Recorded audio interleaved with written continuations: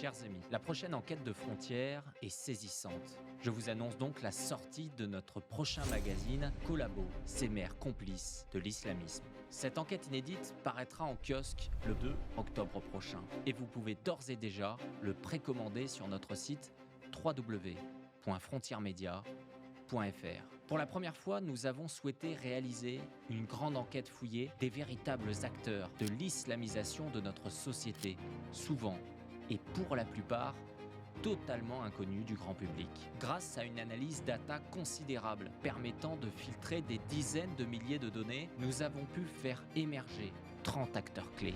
C'est le top 30 des maires pro-islam. Presque aucun d'entre eux n'a souhaité répondre à nos questions avec de nombreuses relances, ce qui témoigne de leur gêne et de leur souhait de rester le plus anonyme possible et de ne rendre aucun compte à personne. Ceux qui construisent massivement des mosquées depuis 2020 avec pour objectif de finaliser les projets avant les prochaines échéances électorales de mars 2026, parfois avec des dispositifs illégaux. Ceux qui vont sans sourciller faire du clientélisme dans les mosquées lors des fêtes du Ramadan. Ceux encore qui laissent prospérer chez eux des acteurs de l'islamisation avec parfois des projets de centres culturels géants ou encore d'associations problématiques avec lesquelles elles entretiennent certains rapports douteux. Un des principaux enseignements de cette enquête jamais réalisée, quasiment aucun maire n'est connu et leur diversité politique est saisissante. Nous retrouvons aussi bien des maires PS, PC que LR, d'Emmanuel Macron ou encore sans étiquette. Nous n'avons épargné personne avec pour seule recherche la vérité. Parallèlement à ce top 30 des maires pro-islam, nous avons enquêté sur tous les grands projets de mosquées et ce qui en ressort est inquiétant. L'islamisation gagne des zones impensées, comme les Hautes-Alpes. D'autres enquêtes de ce magazine vous montreront comment une mosquée entraîne une transformation progressive de nombreuses villes moyennes, avec la présence massive et parfois exclusive du halal. Alors, qui sont ces mères complices de l'islamisation de notre pays et qui pensaient jusqu'ici pouvoir faire du clientélisme, parfois illégalement, sans que personne ne le remarque? Nous avons des preuves et nous allons les publier. Quelles sont ces villes moyennes qui basculent? Quelles sont ces mosquées parfois géantes en passe d'être construites? Quelle est la réalité du marché du halal et de tout son environnement qui a émergé de façon exponentielle ces dernières années?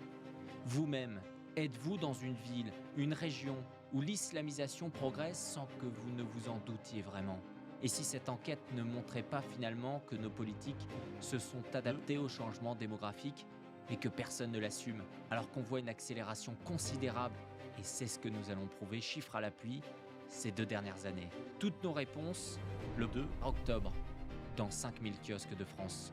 Alors, si vous nous soutenez dans nos enquêtes, achetez ce magazine, mais surtout privilégiez l'abonnement au magazine pour le recevoir 72 heures avant tout le monde et nous aider.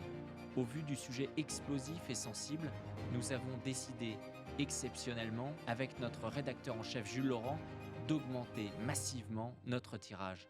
55 000 exemplaires seront donc imprimés à travers la France. Nous savons qu'un tel sujet, avec de telles révélations, fera couler beaucoup d'encre, surtout à l'heure où nous sommes menacés, ciblés, pas uniquement par des islamistes comme nous vous l'avons révélé, mais également par des associations qui nous font en ce moment près d'une quinzaine de procès, avec près de 50 plaignants dérangés par nos précédentes enquêtes.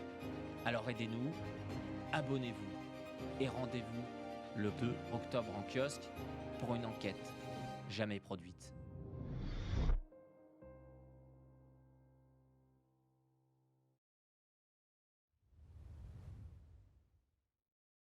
En 1965, la France comptait 5 lieux de culte musulmans pour 2800 aujourd'hui, en 2025. 10 ans après Soumission de Michel Houellebecq, la réalité dépasse-t-elle la fiction? À l'approche des élections municipales de 2026, des maires, toutes étiquettes confondues, multiplient les concessions à l'islam. Ces maires qui, depuis 2020, favorisent les projets de mosquées avec un objectif clair, tout boucler avant de se représenter. Ces maires qui font du clientélisme dans les mosquées pendant le ramadan à la recherche de voix. Ces maires qui laissent prospérer créer des associations islamistes sur leur territoire. Stratégie électorale assumée, pression démographique, simple naïveté politique. Pour Frontières, nous avons enquêté, à travers l'étude de milliers de comptes rendus, de décisions municipales, de publications des maires sur les réseaux sociaux et de communications plus discrètes d'associations islamiques et des mosquées sur ces compromissions dont on parle si rarement. Souvent, rien n'est illégal. Tout cela se fait parfois même avec la communication officielle des mairies qui se félicitent chaleureusement d'avoir permis que la fête de l'Aïd se déroule dans un gymnase communal, avec en prime un discours appuyé du maire devant des fillettes voilées de 7 ans.